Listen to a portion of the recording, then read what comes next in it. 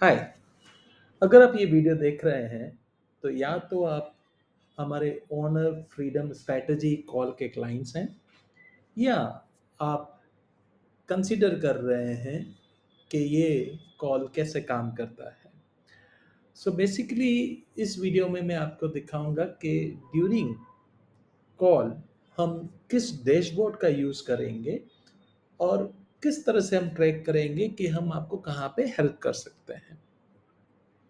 सो आप देख सकते हैं हमने इस कॉल के लिए एक टूल बनाया है, फ्रीडम प्रोग्रेस ट्रैकर। अब चार्टर्ड अकाउंटेंट या कोई भी सर्विस बेस्ड बिजनेस स्टार्ट करता है तो तब वो बहुत सारे काम खुद करता है, पर धीरे धीरे वो सोचता है, इस लेवल पे आता है जब उनकी उम्र 40-45 साल हो जाती है, तब उनको ये एहसास होता है कि यार ये बिजनेस मैंने जो डिज़ाइन किया है वो ज़्यादातर मेरे पे डिपेंडेंट है। और ऐसे हालात में वो कंसीडर करते हैं, सोचते हैं इस बारे में कि कैसे मैं ये बिजनेस इस तरह से बनाऊं कि ये बिजनेस मेरे पे डिपेंडेंट ना हो। आज उसको जो इनकम मिल रही है वो इस वजह से मिल रही है क्योंकि वो बहुत सारे काम कर रहा है और अब वो इस पोजीशन में आ गया है, वो ऐसा सोचता है कि इस बिजनेस को इस तरह से बनाऊं कि मैं इन्वॉल्व ना हूं तो भी मेरा बिजनेस चलता रहे और मुझे प्रॉफिट मिलता रहे। अब इसके लिए हमने honour freedom strategy call programme बनाया है और इसमें बेसिकली पहले हम देखते हैं कि ऑनर फंसा कहाँ हुआ है। तो इस कॉल का एजेंडा सिर्फ ये है कि पहले कॉल में जब हम कॉल स्टार्ट करते हैं तब हमारा पहला जो एजेंडा रहता है वो ये देखना कि ओनर एज ऑफ नाउ वो कहाँ पे फंसा हुआ है। और वो देखने के लिए मैं हमने बनाए हुए हैं कि front end assessment and back and assessment. So front end assessment मतलब ऐसी एक्टिविटी जो क्लाइंट से रिलेटेड रहती है। सो इस वीडियो में मैं एग्जांपल लूंगा चार्टर्ड अकाउंटेंट फर्म का। सो आप चार्टर्ड अकाउंटेंट फर्म ओनर को देखो तो मैं उनको पूछता हूँ, सर आप कहाँ पे फंसे हुए हैं, आप फ्रंट साइड में कहाँ पे फंसे हुए हैं एंड बैक एंड में आप कहाँ पे फंसे हुए हैं। तो फ्रंट एंड असेसमेंट में हम पूछते हैं कि सर आपकी पहले पहले तो सबसे जो भी आप सर्विसेज ऑफर करते हो तो क्या वो सर्विस की लिस्ट आप इधर प्रोवाइड कर सकते हो। तो जितनी भी वो सर्विसेज प्रोवाइड करता है हम वो उधर लिस्ट ले लेते हैं और उसके बाद हम पूछते हैं कि सर हर सर्विस में आप कहाँ पे अटके हुए हो। या तो आप इंक्वायरी जनरेशन में उनको पूछता हूँ कि आपका रोल इस बिजनेस में क्या है, इस सर्विस में आपका रोल क्या है, क्या इंक्वायरी जनरेट करने की जिम्मेदारी आपकी है, इंक्वायरी जनरेट करने के बाद कन्वर्जन की जिम्मेदारी आपकी है, क्लाइंट को सर्विस डिलीवरी देने की जिम्मेदारी आपकी है और क्लाइंट को सपोर्ट देने की जिम्मेदारी आपकी है, बिलिंग एंड कलेक्शन की जिम्मेदारी आपकी है। तो हम बेसिकली समझना चाहते हैं कि ओनर जो है वो कहाँ पे फंसा हुआ है। हमने जो प्रोग्रेस जो ओनर करता है इन एरियाज में, जनरली वो इस तरह से होता है, या तो वो ओनर ड्रिवन ऑपरेशन है यानी इंक्वायरी जो है वो ओनर ड्रिवन है, या तो पर्सन ड्रिवन है, ओनर पे डिपेंडेंट नहीं है पर कोई एक स्पेसिफिक पर्सन है जिस पे डिपेंडेंट है। और वो पर्सन पे डिपेंडेंट है तो भी इस बिजनेस को स्केलेबल नहीं माना जाएगा। क्यों? क्योंकि वो पर्सन अगर छुट्टी लेता है या वो पर्सन छोड़ जाता है तो फर्म को अफेक्ट होगा, राइट, और फर्म को ऑपरेशंस रन करने में तकलीफ होगी।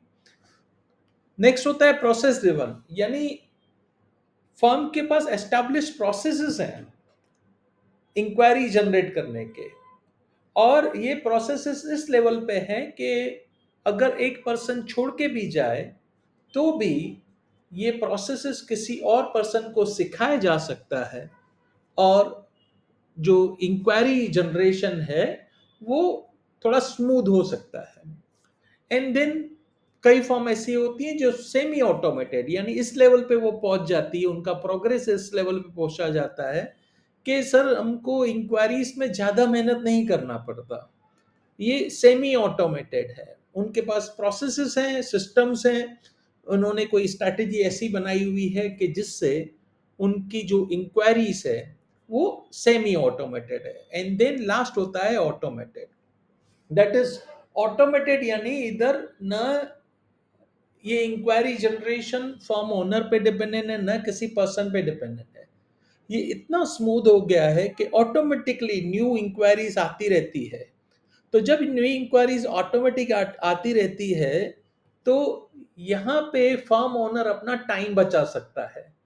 सो अगर आप फर्म ओनर हैं और आप देख रहे हैं कि आपका बिजनेस आपके बगैर नहीं चल सकता, तो एटलीस्ट फ्रंट एंड असेसमेंट आपको ये आइडिया देगा कि अगर अटके हुए हो तो कहाँ पे अटके हुए हो। क्या इंक्वायरी जनरेशन में अटके हुए हो आप, कन्वर्जन में अटके हुए हो, डिलीवरी में अटके हुए हो, राइट? कहाँ पे आपका टाइम जा रहा है।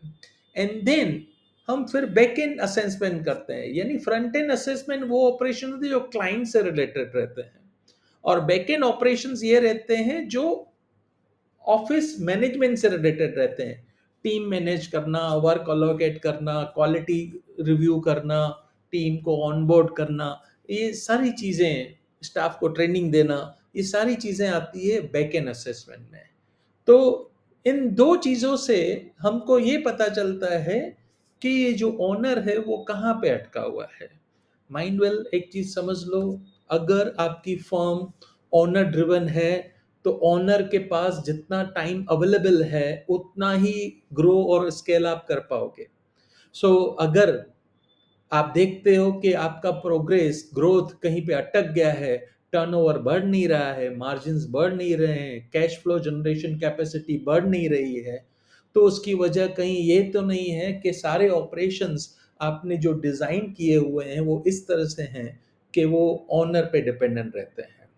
तो पहला पहला काम ही आपको ये करना है कि आपको असेसमेंट करना है कि front end and back and assessment करना है, जिससे हमको कॉल के पहले आइडिया आ जाए कि ये पर्टिकुलर फर्म कहाँ पे अटकी हुई है, एंड सो अकॉर्डिंगली हम आपको स्ट्रैटेजी सजेस्ट करेंगे।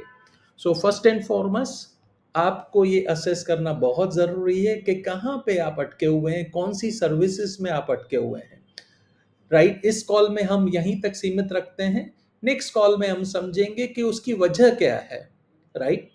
तो उसके बाद हम वजह देखेंगे कि उसकी वजह क्या है, क्यों फॉर्म ओनर अटका हुआ है, क्यों वो अपनी टीम को ये दोनों task, front end and back and task allocate नहीं कर पा रहा है, डेलीगेट नहीं कर पा रहा है, राइट? उसकी कुछ वजह है, हम उस वजह को ढूंढेंगे, एंड देन उसके बाद स्ट्रैटेजी आपको ऑफर करेंगे कि आप किस तरह से अपनी फर्म को डिज़ाइन करें कि वो आप पे डिपेंडेंट ना रहे। जितना फर्म आप पे डिपेंडेंट नहीं रहेगा, उतना आपका फर्म स्केलेबल रहेगा, सेलेबल रहेगा, एक तरह का गिफ्ट बन सकता है जो आप अपनी लीगल से बना सकते हैं और नेक्स्ट जनरेशन को ऑफर कर सकते हैं। Thank you.